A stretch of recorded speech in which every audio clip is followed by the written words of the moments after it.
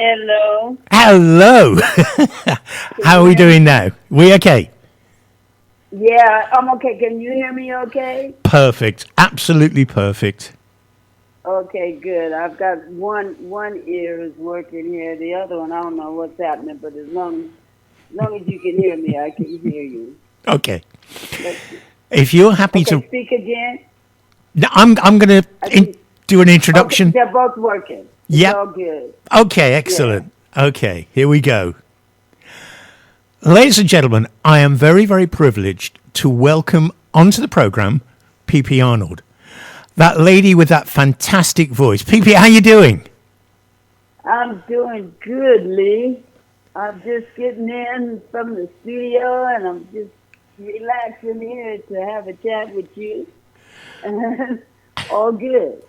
Oh, that's excellent. Now, I mean, your story, if you don't mind me going back in time, I guess started off with singing in church in the gospel choir.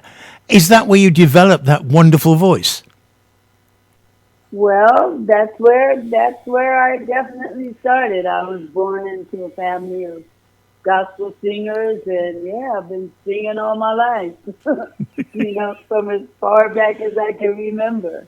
As a little girl, going to church and singing with my family, my mom and dad and grandma and all my siblings. So yeah, I grew up singing in the church with my family. Now, at the age of just 17, you joined Ike and Tina Turner's Review. That must have been incredible. An Ikette at that age. Yeah, but like it was like a funny thing because it wasn't an ambition of mine. It was like the unexpected rules on that one. I was 17 and I was in a very abusive teen marriage. Hmm. And I said a prayer and I asked God to show me a way out of my situation. And about an hour later, I received a call from my girlfriend, Maxine Smith, and she was with another singer who you might know, Gloria Scott. Yep. And they were on their way to the Icatinas to do this ambition because Gloria actually sang with, Ike Turner had two sets of Ikette. Hmm. He had one set that sang with the review, and then he had another set that he sent out with the Dick Clark review. And so Gloria sang with this B group that went out with Dick Clark. So she knew that the other girls with the review were leaving, and she wanted that gig. And so Yeah. she invited Maxine to go, and then another girl was supposed to go to the audition who didn't turn up. And so they called me out of desperation. No. Yeah, out of desperation. Maxine was an ex-girlfriend of my brother. So she knew that I could sing. And the girl that didn't turn up was also an ex-girlfriend of my brother. My brother was a busy boy. And, yeah.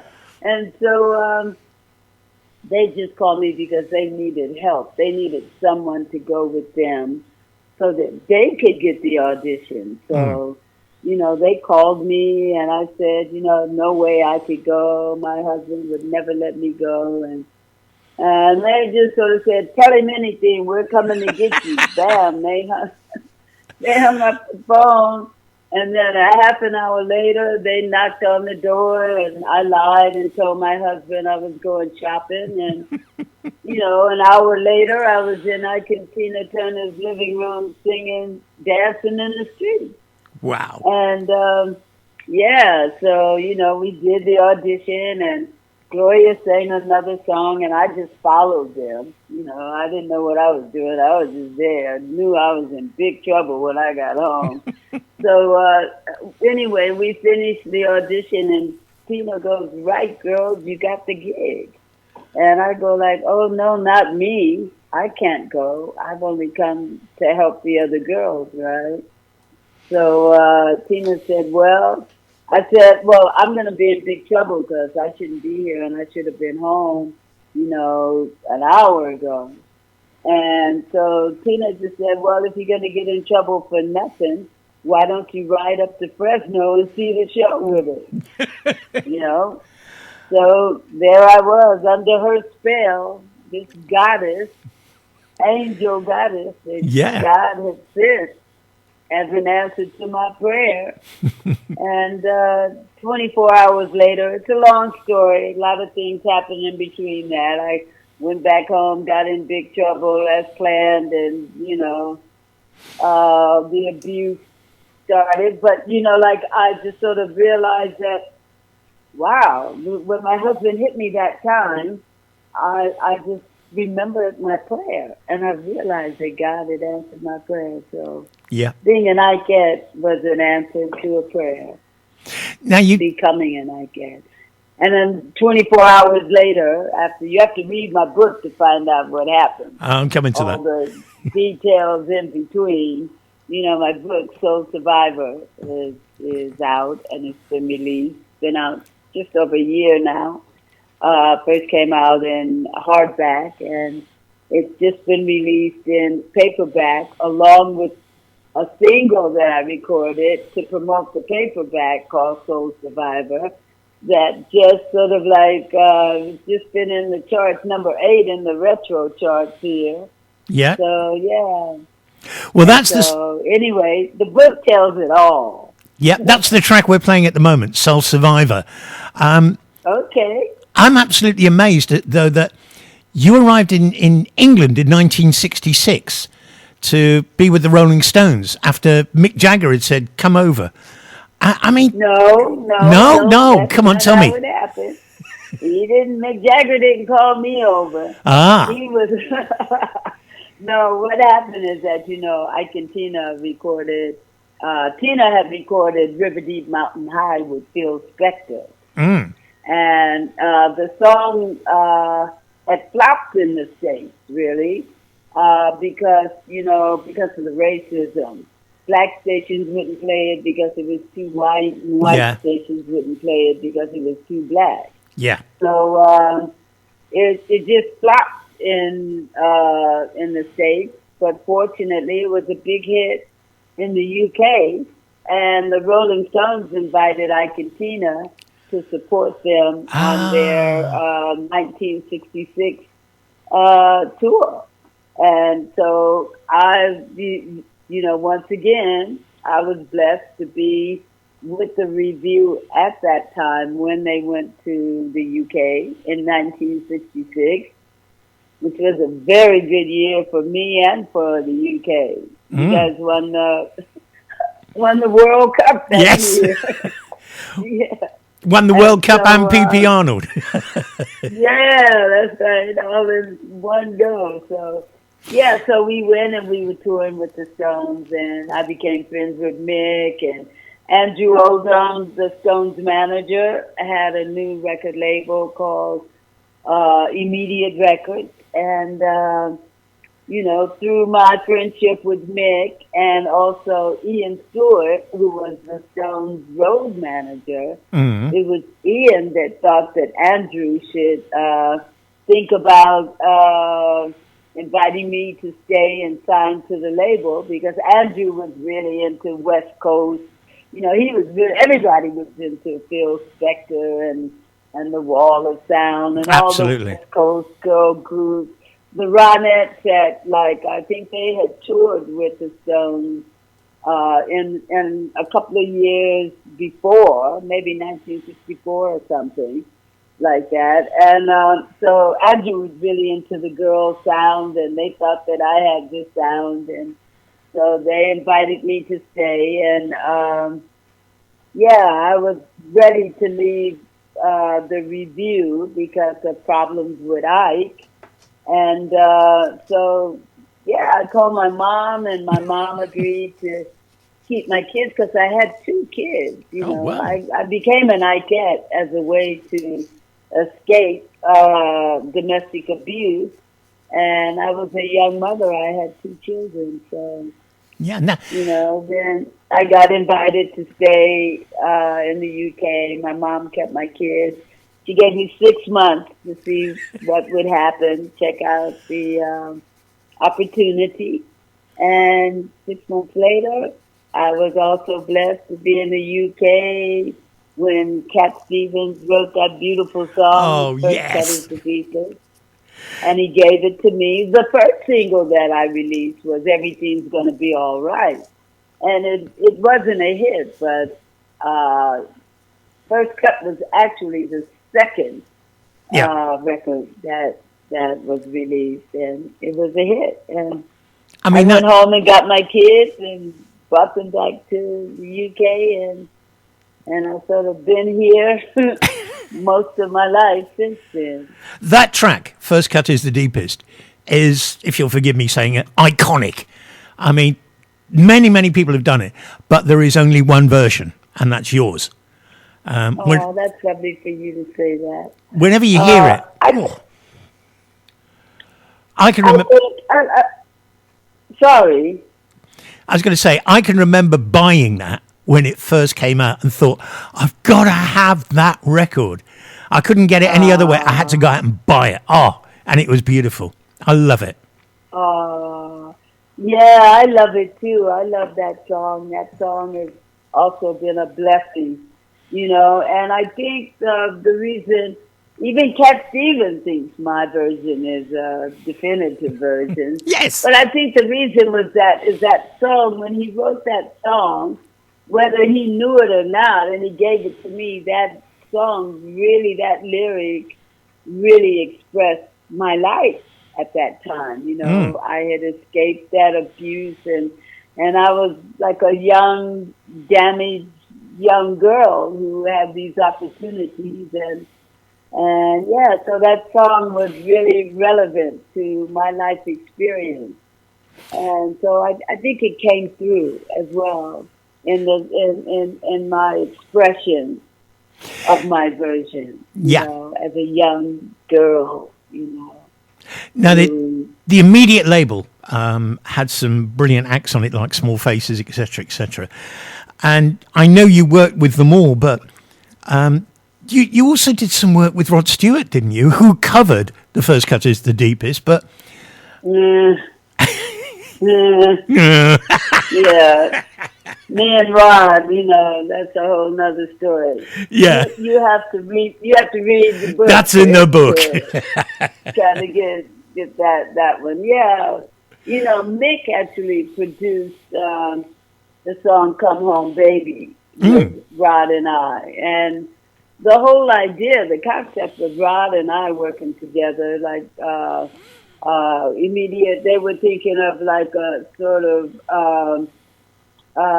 Otis Redding, Carla Thomas, hook up, and it would have worked if Rod hadn't messed it up, really, with his attitude, Yeah. During the session, there was like, he created energy that like wasn't good for the session, and in the end Mick got fed up, and and the session was closed, and we had did a couple of songs, Working in a Coal Mine, that Lee excellent.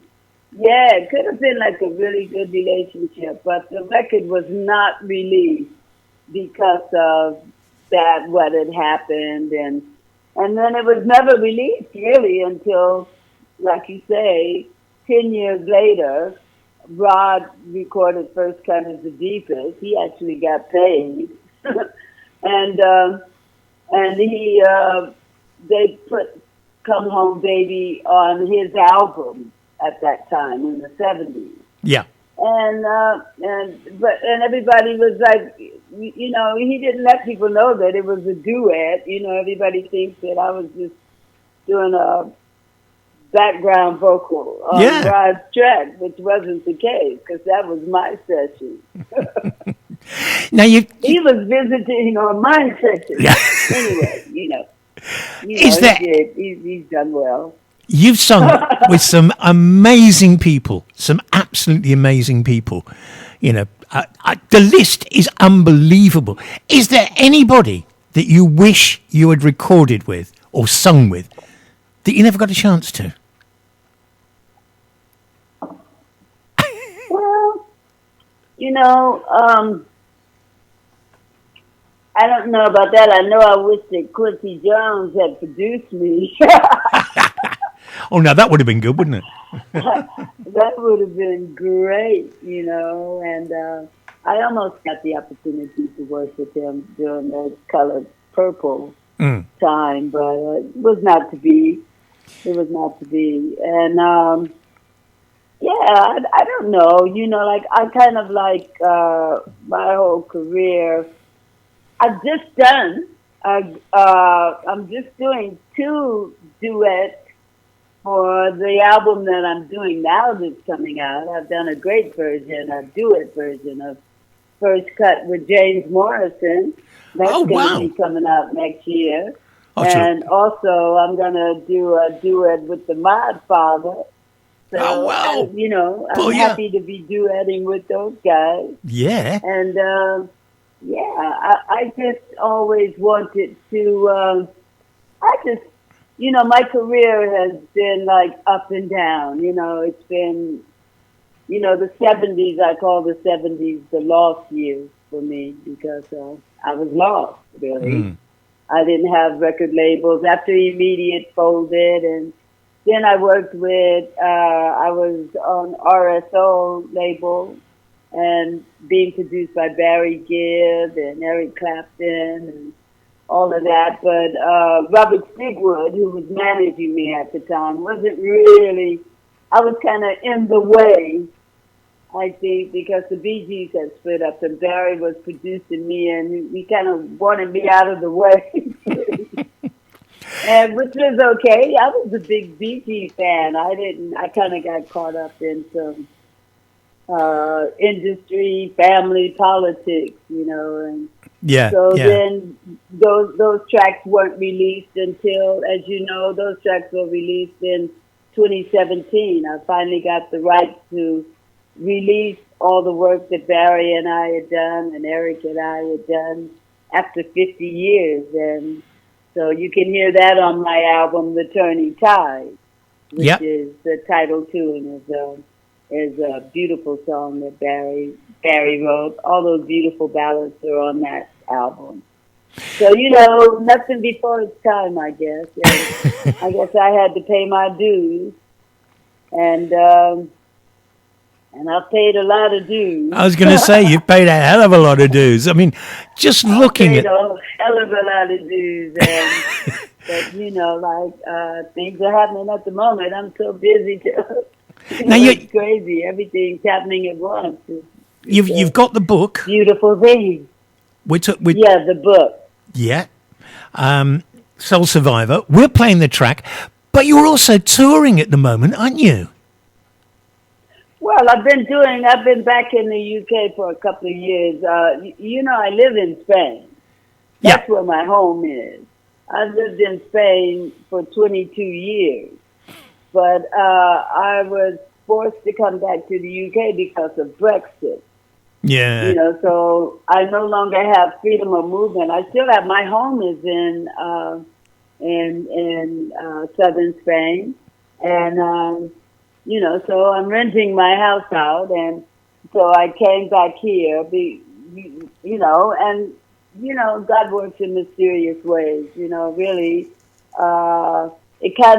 Brexit kind of forced me to come back here and get my shit together, really, because being here, since I've been here, my career has opened up again, with the book. The book has been a big success, and so I've been here, and I've been doing gigs. I've been touring, and not really touring, just doing summer shows and fall shows. I did Glastonbury. I had a lot of shows that I was supposed to do in 2020 that the pandemic, kind of sabotaged 2020 for everybody. Didn't it just? So, yeah, and so when I came back here, I was lucky to be able to do some of those gigs from 2020, which was Glastonbury and the Cheltenham Jazz Festival, and, the London gig, the chapel in Islington. Yeah, and some more gigs. So I was able to do those, put a band together, and I've been doing, gigs. I got an agent, and I'm actually working. It took me a while to get things going, but it's been great, and just recently, Jules Holland awarded me with the Best Female Vocalist of 2023, the Boys Dell Award. Wow. And that's been a beautiful thing. And yes. And he's invited me I'm going to do Hootenanny with him this year. So that's it. I've got to watch it. Preparing for that. Yeah. So, got to watch that. I love that program. Yeah, well, I'm going to be on it this year. I'm going to be doing it, and I'm doing... they want me to do first cut. I always have to do first cut. Yeah. And I'm going to do that. And I'm going to do a tribute to Tina. Oh, wow. My mentor. That's going to be awesome. I want that to be special. So I'm here working on that vocal. She's a hard act to follow. That's for sure. And I normally do River Deep Mountain High. I've been doing quite a few tributes to her lately because she's received a lot of Black Excellence Award. I did a show where I sang Nutbush and Proud Mary, which I'd never sung before. And I had about 2 days to get on top of those. And Simply the Best and River Deep, which I normally do in my set anyway. But yeah, so... Suddenly, Tina, excellent. Everybody wants me to, Now, the book's Soul Survivor. It is available now. It is an autobiography, which is something which I think we ought to make really clear. It's an autobiography, and it's not only the story of you, but it's like a story of everything that happened around you at the same time, isn't it? Well, yeah, it's the story of my life. It's my life, and the music. I thought I'd go all the way back. Everybody wants to know the roots of the music, so I took it all the way back to the plantation because I happened to be doing when I first wrote the book in the 90s, mid-90s, I wrote my book, and I lost it. Making a copy from a time machine to a portable disc. And so I was doing a lot of ancestry work at the time. So I had to rewrite the book. It's lucky it was my life story. Otherwise, I would have been in whoa, it was just really a bit of a nightmare. But when I rewrote it, I included my ancestry.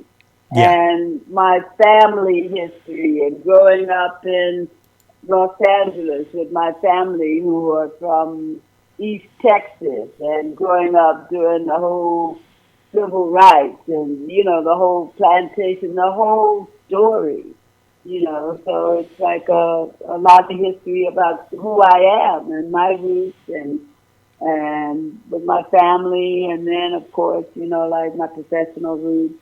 Fantastic. Singing with Ike Tina, touring with them those 2 years before I came to the UK.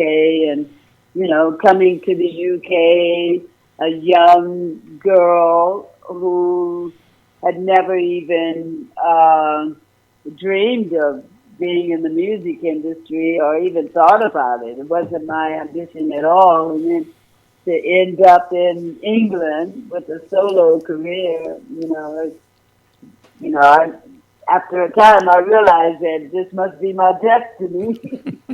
And I've always loved to sing. So, Excellent. It was a way for me to, it started out as a way for me to support my children. And so it goes on.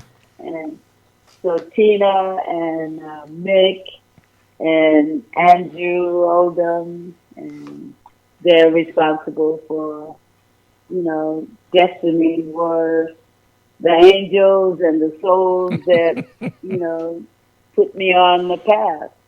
Okay. P.B. Arnold, it's been an absolute blast talking with you. Thank you so much for sparing me the time.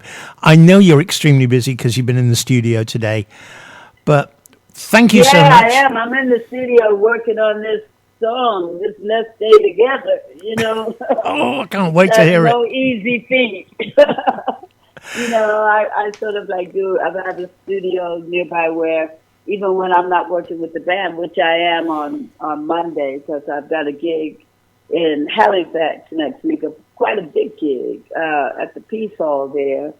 So I'm rehearsing with my band next week, but I just go in the studio and just sing, so that I can keep my chops ready for when the phone rings. But yeah, next year there's a lot going on. Not only am I recording a new album at the moment with the Metrophonic team, Brian Rawlins and Patrick Mescal and Mark Taylor, who produced the Christmas record. I don't know if you know the Christmas record that I had last year. Yes. It Won't Be Christmas. Well, that went to #1 in the retro charts, which is really fun. For 1 week, Cliff knocked me off my pedestal. He always does. He always does, But it was great to have that #1 and to be in the charts now just before Christmas. And yeah, so I've got the album. I'm doing a new album with the Metrophonic team. A live album is about to be released that Steve Craddock and I did when we toured the New Adventures album. That was just before the pandemic. That was the last album, the New Adventures, that was produced by Steve Craddock and Paul Weller and the Specials. All kind of people are playing on that album. So that's a great album. It's a double album, and it's being re-released with the live album that we did in a package. That's live in Liverpool. Excellent. Live in Liverpool gig 2019, along with the New Adventure package is coming out. That's going to be happening around April, May, and I'll be touring that. I've got a box set coming out. Demon Records is putting out a box set with loads and loads of great stuff, a lot of unreleased material that I did with Chaz Janko. Things that we did that were never released, and some of the Dr. Robert tunes from the 5 in the Afternoon album that we recorded in Spain, actually. Oh, and wow. So there's just a lot going on, so everybody's just kind of stay in tune with my socials, TV.com. And Instagram and Facebook and YouTube and wherever I can be heard. You betcha. Yeah, P.B. Arnold. And keep up with me, please. Once again, thank you so much. I really appreciate it. It's been an absolute blast chatting with you, and we wish you all the best for the future. Thank you. Thank you, Lee, for being patient with me as well. And lovely to speak with you. And I miss Spain.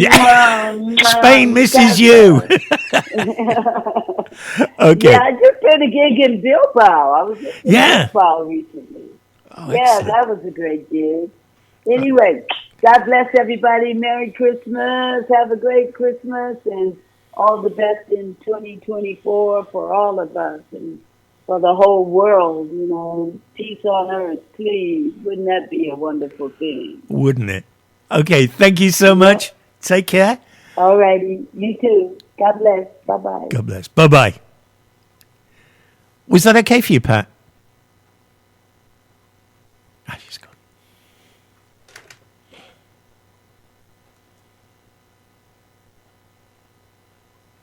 You still there?